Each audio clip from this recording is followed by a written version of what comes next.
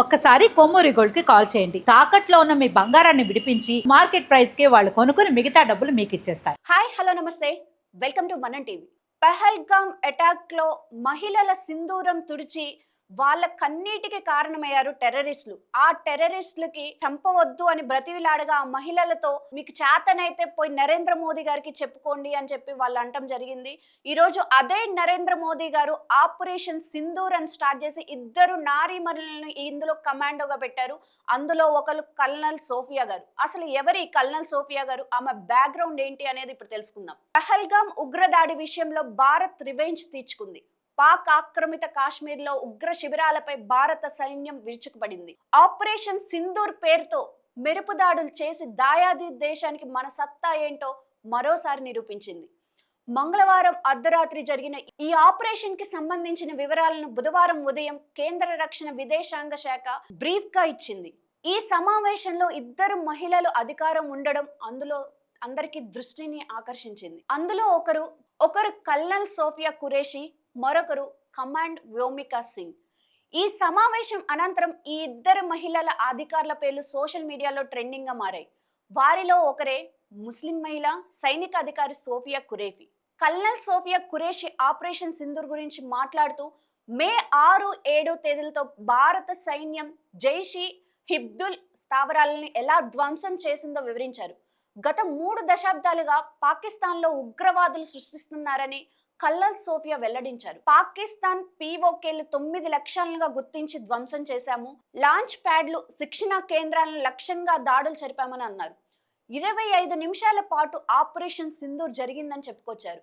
దీంతో సోఫియా ఒక్కసారి ట్రెండింగ్ లోకి వెళ్ళిపోయింది. ఆమె ఎవరని నెటిజన్స్ తెలుసుకునే ప్రయత్నం కూడా చేస్తున్నారు. ఇంతకు ఎవరి సోఫియా అంటే భారత సైన్యంలో లెఫ్టినెంట్ కలాన్ హోదాలో ఉన్న అధికారి. ప్రస్తుతం ఆమె సిగ్నల్ కార్ప్స్ లో సేవలు అందిస్తుంది. భారత సైన్యంలో తొలి మహిళా అధికారిని ఖురేషి సోఫియా. సోఫియా 1981లో గుజరాత్ లో వడోదరలో జన్మించింది. బయోకెమిస్ట్రీలో పోస్ట్ గ్రాడ్యుయేషన్ పూర్తి చేసింది. సోఫియా తాతగారు కూడా ఇండియన్ ఆర్మీలో విధులు నిర్వహించగా ఆమె తండ్రి కూడా కొన్నేళ్ల పాటు సైన్యంలో పనిచేశారు. సోఫియా కెరియర్ విషయానికి వస్తే ఆమె 1999లో భారత సైన్యంలో చేరింది. చెన్నైలో ఆఫీసర్స్ ట్రైనింగ్ అకాడమీ నుంచి శిక్షణ పొందింది. ఆ తర్వాత ఆమె ఆర్మీలో లెఫ్టినెంట్ గా నియమితులైంది. సోఫియా ఖురేషి ఐక్యరాజ్య సమితి శాంతి పరిరక్షణ దళంలో 6 సంవత్సరాలుగా పనిచేసింది. ముఖ్యంగా 2006లో కాంగోలో జరిగిన మిషన్ లో ఆమె కీలక పాత్ర పోషించింది.